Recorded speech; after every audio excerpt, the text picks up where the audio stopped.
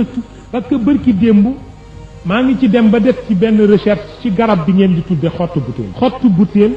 moo gën gaaw ci faj asma garabu xottu butéel dafa faj asma bu fekkee da nga amee bronchite moo ci gën a gaaw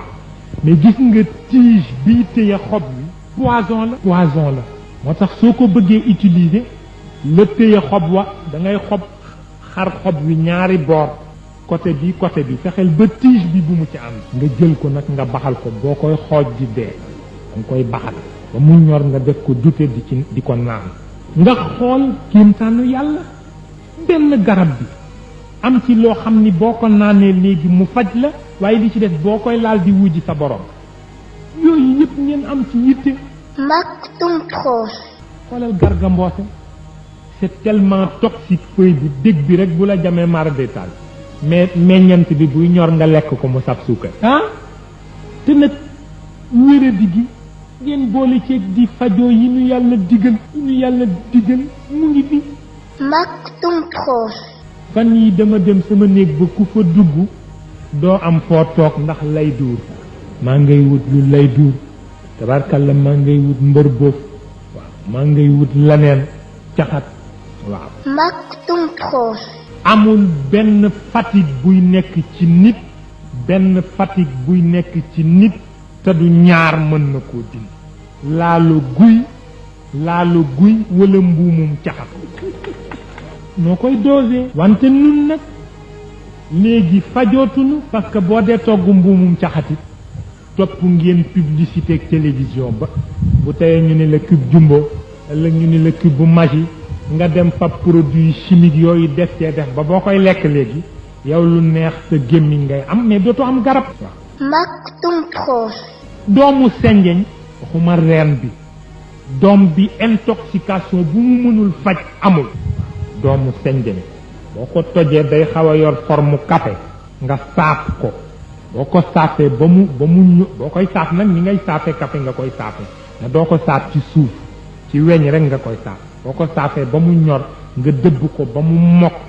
soo demee ba yëg ci sa yaram intoxication wala infection nga di ci tibb lu tolloog xotti gerte di ko def ci sa dute wala sa café di ko naanaale. Maktoum Prose. ngeen bàyyi suukar ak yàpp bàyyi leen suukar te ngeen bàyyi yàpp parce que suukar bu ñu ko jëlee ci kaan bi wala ñu jëlee ko ci betterave bi gundu xataal ko ba mu cristallisé léegi soo ko yàggee lekk rek di nga dem ba sa pancréas bi dootul mën a sécréter insuline bi nga xam ni moo koy digérer diabète ubbeeku li tax ñu lay tere suukar bi du suukar bi dafa baaxul ci yow mais li ko daan reesal moo nekkatul su ko defee soo ko jëlee nag foie bi daf koy jël yóbbu jox ko rein yi su demee du ko mën éliminer mu retourné waat nag ñëw nekk toxine ci sa kaw di la bëgg a rey bàyyi leen suukar ak it bu ngeen dee baxal saxaw ngeen def ko xob yu yem waaw boo ko miinee dana dem ba mooy dàq bi sax suukar yàpp nag waxuma nga bàyyi ko totalement mais bu ko lekk bis bu nekk lu tax parce que estomac bi pour mu digérer ko effort bu rëy lay def te comme estomac amoo ci ñaar benn rek nga ci am bis bu crevé nga toog ballonnement di la bëgg a rey géex di la bëgg a rey naan ngeen a naan phosphaligel ba nirootu leen nit. Maktoum Prose. te phosphaligel mais miel moo ko gën a efficace lem day faj góom boo ko diwee ci plaie 3 fois mu regret lem day faj góom boo amee plaie bu të taab bu lànk bañ a ñor diw ci lem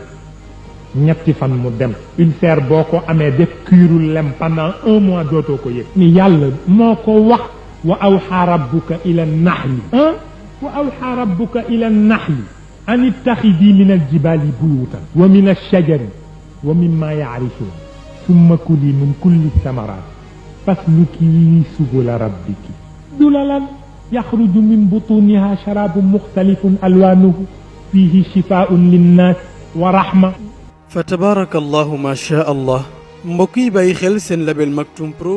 kàddu yu am solo yi lañu leen indiloon tey mu jugee ci jëmm ju tedd di kilifa gu tedd di Cheikh Seydi Mouhamadou Mansour Sy ibnu Mam Cheikh Ahmad Tijani Sy Al Maktoum yal na yàlla sàmm ko yal na yàlla may ko wér yal na yàlla guddal fanam ci barke yonent yàlla Muhammad sallallahu alayhi wa sallam mu nekk yu mat a bàyyi xel loo xam ne ku ci nekk daa ko soxla pharmacie Chifa la mbokk yi kàddu yaa ngoog seen mbokkuloon Mam Cheikh Ahmad Tijani Diop ci seen label Maktoum Pro wassalaamu aleykum wa rahmatullahi taala wa barakatuhu. Maktoum Pro. Téléphone 77 417 70 78.